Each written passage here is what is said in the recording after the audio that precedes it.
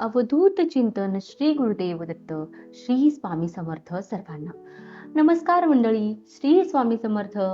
तर या व्हिडिओमध्ये मी तुम्हाला नवरात्रीचे 9 दिवस, 9 शुभ रंग, 9 नैवेद्य, 9 माळा, देवीच्या 9 रूपांची नावे, तसेच कोणत्या दिवशी कोणत्या देवीची आपल्याला पूजा करायची आहे ते सुद्धा मी आजच्या व्हिडिओमध्ये तुमच्यासोबत शेअर करणार आहे.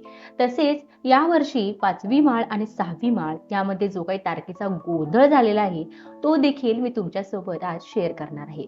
तर व्हिडिओ अजिबात स्किप न करता तुम्ही शेवटपर्यंत नक्की पहा. तर चला तर मग आपण आपल्या व्हिडिओला सुरुवात करूया.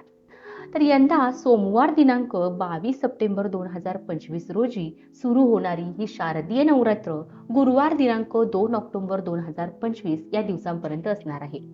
ज्या वेळेस नवरात्रीचा प्रारंभ रविवार किंवा सोमवारी होतो त्यावेळेसच देवीचं वाहन असतं हत्ती. त्यामुळे यावर्षी देवी हत्तीवर बसून येणार आहे. देवीचं वाहन हत्ती आहे, तर दरवर्षी देवीचं वाहन हे वेगवेगळं असतं आणि या वर्षीचं जे आहे ते हत्ती आहे. आणि या वाहनाचा वेगवेगळा अर्थ देखील लावला जातो. जेव्हा देवी ही हत्तीवर येते तेव्हा भरपूर पाऊस पडतो आणि चांगली पिकं येतात असं म्हटलं जातं.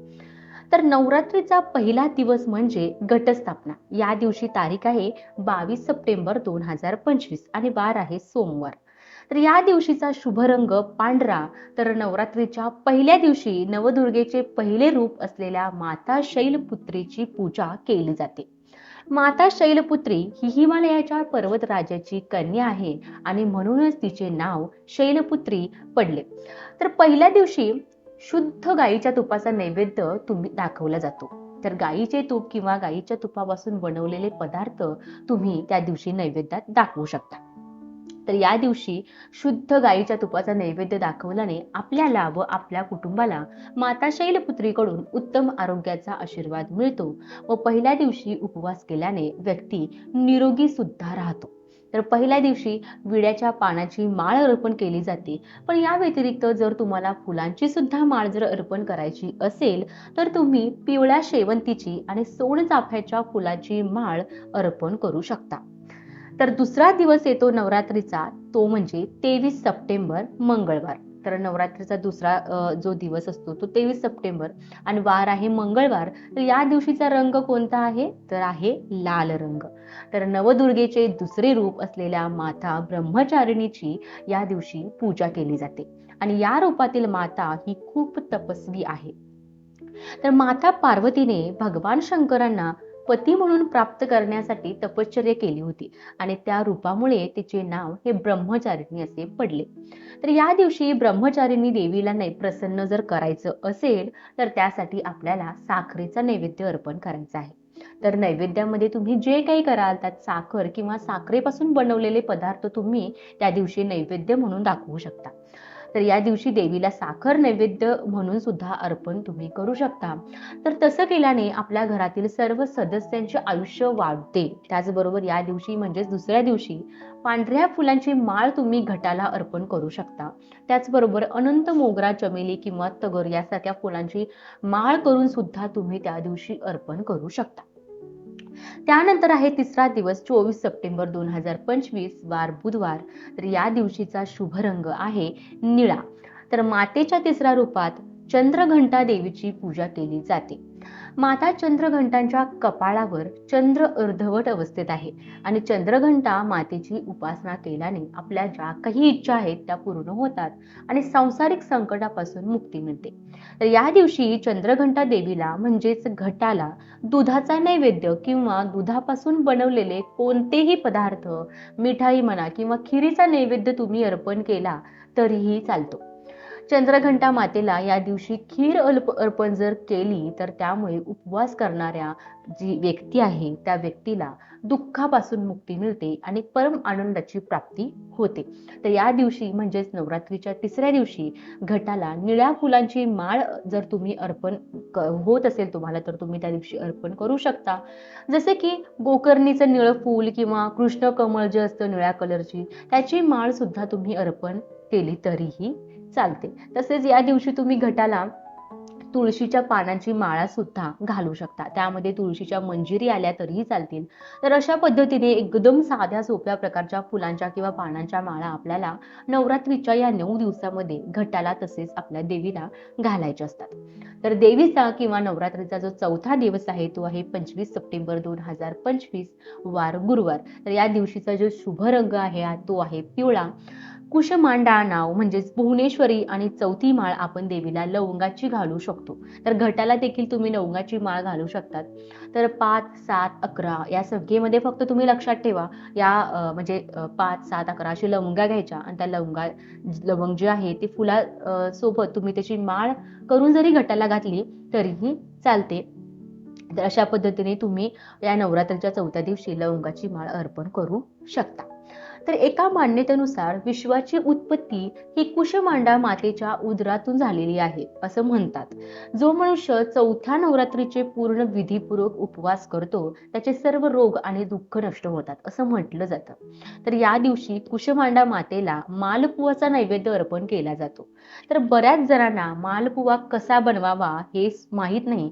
मग तुम्ही युट्यूबवरती तुम्हाला मालपुवा तुम्ही रेसिपी टाका, त्यावरती ती मिळून जाईल आणि तसा तुम्ही नैवेद्य त्या दिवशी तुम्ही बनवून दाखवू शकता. तर मंदिरात जर हा प्रसाद तुम्ही त्या दिवशी जर वाटला तर हे खूप शुभ मानलं जातं आणि या दिवशी देवीला मालपुवाचा नैवेद्य तुम्ही अर्पण केला तर कुशमांडा माता प्रसन्न होते आणि व्रत करणाऱ्याच्या बुद्धीचा विकास होतो. त्याचबरोबर निर्णय घेण्याची त्याची क्षमता सुद्धा वाढते. तसेच या दिवशी म्हणजे चौथ्या दिवशी घटाला केशरी किंवा भगव्या रंगाच्या फुलांची माळ तुम्ही अर्पण करू शकता. तर नवरात्रीचा 5वा दिवस आहे म्हणजे 26 सप्टेंबर 2025 वार शुक्रवार. या दिवशीचा जो रंग आहे तो आहे हिरवा. तर या दिवशी नवदुर्गेच्या स्कंदमाता रूपाची पूजा आपल्या देवीची केली जाते. तर आई स्कंदमाता ही कार्तिकेयची आई आहे. तर 5व्या दिवशी मातेच्या या रूपाची पूजा केल्याने सर्व सिद्धी प्राप्त होतात. या दिवशी देवीला केळीचा नैवेद्य अर्पण करायचा आहे आणि या दिवशी देवीला केळी अर्पण केल्याने शरीर निरोगी राहते असं म्हटलं जातं. आणि या दिवशी घटाला बेल किंवा कुंकुवाची माळ अर्पण केली जाते. आता कुंकुवाची माळ म्हणजेच काय, कुंकुमार्चन करायचे आहे आणि बेल म्हणजे बेलपत्राची माळ तुम्हाला त्या दिवशी घटाला आपल्या म्हणजे देवीला अर्पण करायची आहे. तर अत्यंत महत्वाची माहिती मी देत आहे ज्यामुळे तुमचा नवरात्रीच्या माळामध्ये गोंधळ होणार नाही. त्यामुळे लक्षपूर्वक ऐका. बघा 27 सप्टेंबर 2025 या दिवशी वार आहे शनिवार आणि या दिवशी ललिता पंचमीची तिथी रात्री 10 वाजेपर्यंत संपून मग षष्ठी तिथी लागणार आहे. त्यामुळे हा दिवस आपल्याला नवरात्रीची 6वी माळ किंवा षष्ठी म्हणून पाळता येणार नाहीये. अर्धी पंचमी अर्धी षष्ठी अशी काहीही स्थिती या दिवसाची आहे. त्यामुळे नवरात्रीचा जो 6वा दिवस आहे जो की 28 सप्टेंबर 2025 होणार आहे त्या दिवशी रविवार आहे आणि रविवारी हा दिवस पाळायचा आहे. तर या दिवशीचा शुभ रंग आहे राखाडी. तर देवीला त्या दिवशी आपण राखाडी कलरची साडी घालू शकतो किंवा राखाडी कलर आहे त्या दिवशीचा आणि त्या दिवशी आपण मधाचा नैवेद्य त्या दिवशी तुम्ही देवीला दाखवू शकता. तर नवदुर्गेच्या 6व्या रूपाची म्हणजेच कात्यायनी देवीची पूजा त्या दिवशी केली जाते. तर माता कात्यायनी जी आहे ही ऋषी कात्यायनाची कन्या आहे आणि या दिवशी देवीला मधाचा नैवेद्य तुम्ही अर्पण त्या दिवशी केला जातो आणि या दिवशी मध अर्पण जर तुम्ही केला तर आपली जी आकर्षक क्षमता आहे ती वाढते असं म्हटलं जातं. तर 6व्या दिवशी घटाला कर्दळीच्या फुलाची माळ त्या दिवशी तुम्हाला अर्पण करायची आहे. कोणत्या दिवशी तर 6व्या दिवशी. त्यानंतर नवरात्रीचा जो 7वा दिवस आहे म्हणजे सप्तमी जी दिनांक 29 सप्टेंबर 2025 रोजी म्हणजे सोमवारी आहे आणि या दिवशीचा शुभ रंग जो आहे तो आहे तांबडा अर्थात नारंगी. तर या दिवशी देवीला कडाकणीचा नैवेद्य दाखवला जातो. तर देवीचे 7वे रूप म्हणजेच काय तर कालरात्री नाव जगदंबा आणि 7वी माळ तुम्ही देवीला तसेच घटाला झेंडूच्या पानांची किंवा पिवळ्या फुलांची माळ घातली तरीही चालेल. बऱ्याच ठिकाणी नवरात्रीच्या 7व्या माळेला हे पूर्णाचे दिवे देखील लावले जातात. तर त्याची आठवण इथे मी तुम्हाला करून देत आहे की 7व्या माळेला या सगळ्या गोष्टी तुम्ही करू शकता. बाकी याचा व्हिडिओ तर मी अपलोड करेनच थोड्या दिवसानंतर.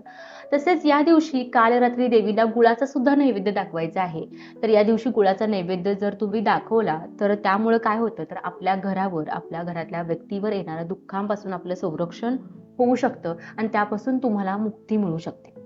त्यानंतर आता आपण नवरात्रीच्या 8व्या माळेची माहिती घेऊया, जो अत्यंत महत्त्वाचा असा दिवस असतो अष्टमी किंवा कन्यापूजनाचा दिनांक म्हणजेच कोणता दिवस, तर 30 सप्टेंबर 2025 वार मंगळवार. आणि या दिवशीचा जो शुभ रंग आहे तो आहे मोरपंखी.